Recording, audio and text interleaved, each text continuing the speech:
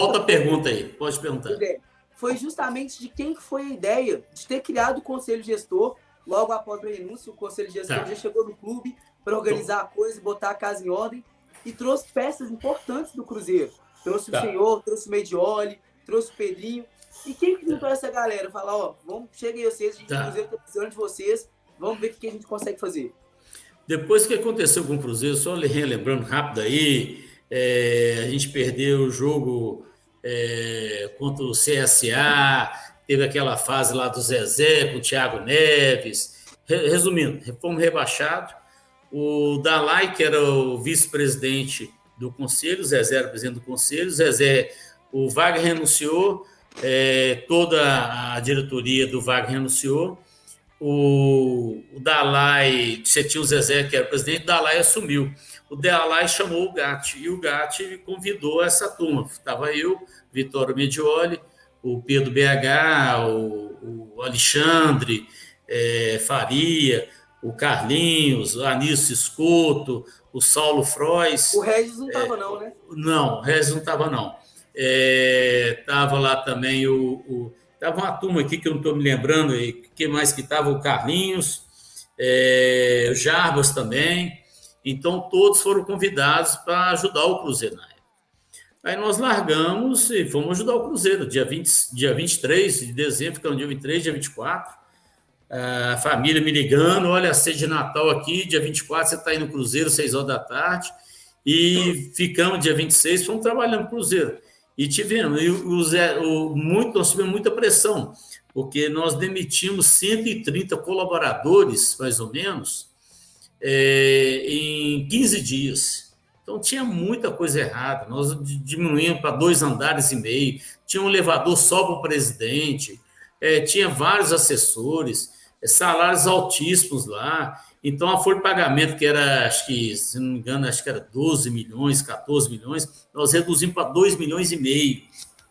Entendeu? E todo mundo queria ajudar o Cruzeiro, e ninguém queria aparecer, que ninguém queria se manifestar publicamente, ninguém não tinha vaidade para isso.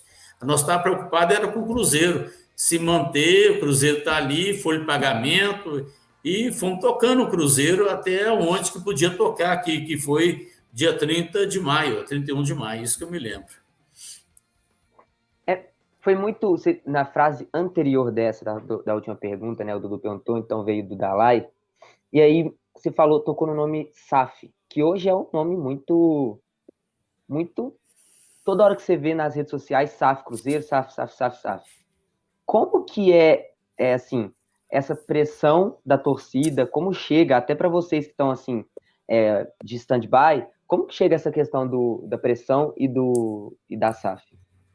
Olha, o Cruzeiro não tem outra alternativa, porque a dívida bate aí 900 a 1 milhão, 1 bi, a dívida do Cruzeiro.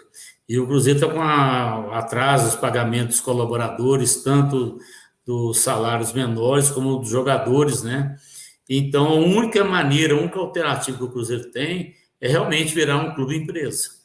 É um clube empresa, só que o Conselho já autorizou, chancelou para a diretoria, para a presidência do Cruzeiro, que seria a Ernest Young também está junto, a Marçal também, que é auditores, e a XP, que seria trazer para nós um investidor, uma empresa séria. Então, são esses fundamentos, essas premissas que o Cruzeiro tem para buscar esse novo investidor. Mas até chegar a isso aí, vai ter que passar alguns meses ainda para tentar ajustar até quando vier esse novo investidor. O Cruzeiro, nós estamos passando uma situação difícil. Eu fico pensando assim, Emílio, agora você empresário falando. A gente pega a situação do Cruzeiro, é um time com muita história, indiscutivelmente, isso é indiscutível. É um time que tem uma das maiores relevâncias do país, entendeu? É um dos times que tem mais conquistas também no país. E tem uma dívida, só que, né? Tem uma dívida muito grande.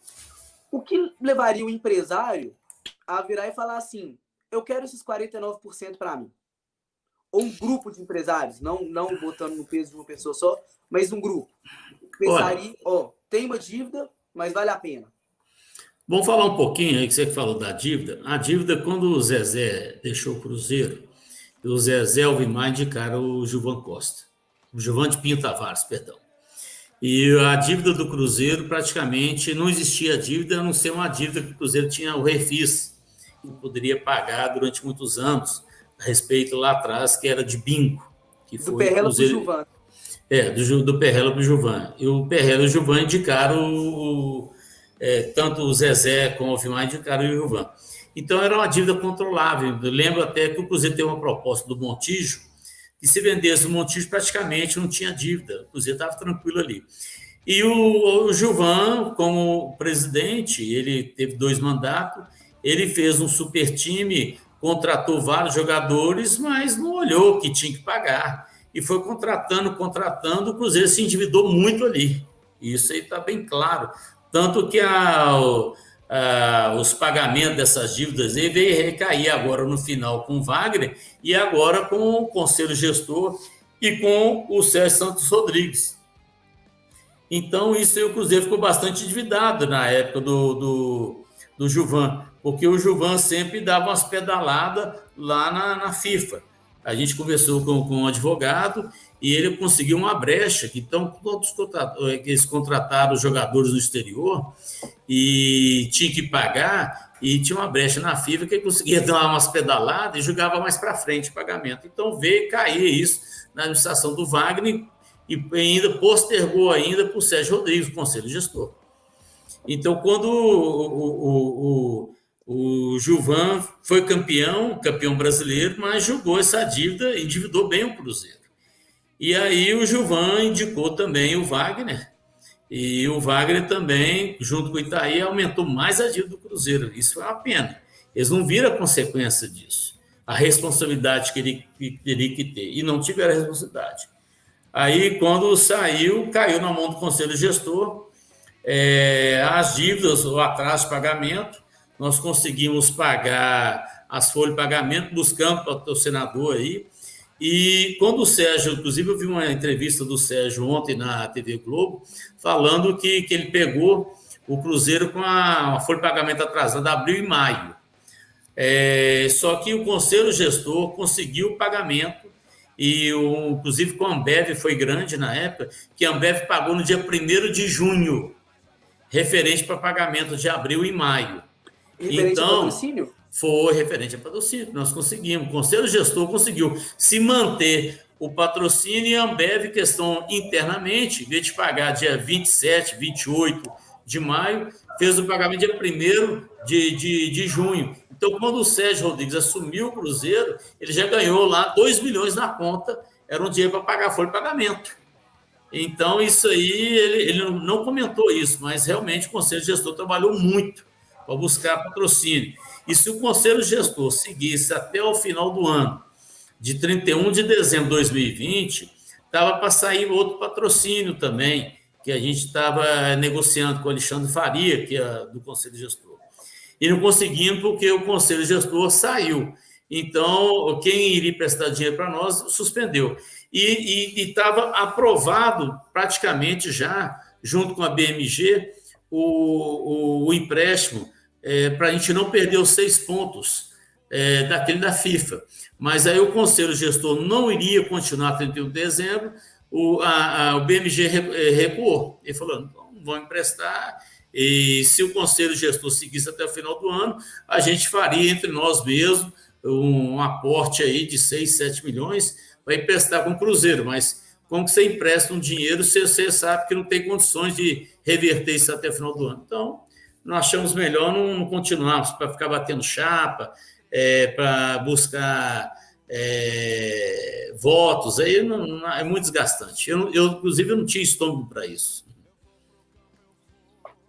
E a gente falando aqui de chapa, de voto e etc., a gente sabe que o senhor teve em algum momento a pré-candidatura, né, para presidente do Cruzeiro.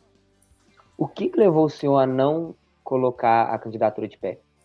Eu vi um depoimento seu, que eu achei até muito interessante, que a maior parte do conselho gestor, assim como o senhor, o Medioli, eram empresários que tinham grandes empresas, negócios próprios, para preocupar já também, né, que é muito importante para a vida do empresário, lógico. E também tem a questão do tempo, né? Porque você ser presidente de um clube de futebol demanda um tempo muito maior. Você não tem, assim como empresário, você não tem um final de semana, você não tem umas férias, não existe isso. Porque a qualquer momento o trem pode pipocar lá. Exatamente. A gente sabe, isso na época do meu tio, ele abria mão de tudo, família, negócios, a empresa, por conta do Cruzeiro. Isso é lógico. O que aconteceu? Quando nós tivemos no Conselho Gestor, só tinha 3 que poderiam ser presidente. Anísio Escoto, Gustavo Gatti e Emílio Brandt. E os 2 não puderam, a Anísio com problema na carreira dele lá na Caixa Confederal, o Gatti também com as empresas dele, e sobrou para mim. Eles insistiram, eu falei que não, depois de muita insistência.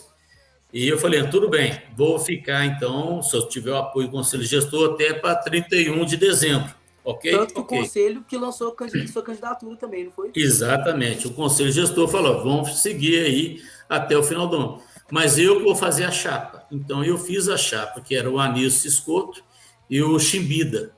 Eu vou escolher, eu não quero conchave com ninguém, não quero família união, eu quero ver o melhor para o Cruzeiro de pessoas sérias. E isso eu fiz. Mas quando alguns conselheiros me ligaram, oi, Emílio, olha, eu gostaria de votar no C, mas eu vou te arrumar mais 3 votos. Eu falei, muito obrigado, que bom que você vai me arrumar, vai me ajudar aí. A gente tem que pensar no Cruzeiro. Mas depois você me arruma aí um emprego para meu filho para ganhar R$3.000 no Cruzeiro. Eu falei, não é para mim. Desculpa. Outros já me ligaram me cobrando churrasco.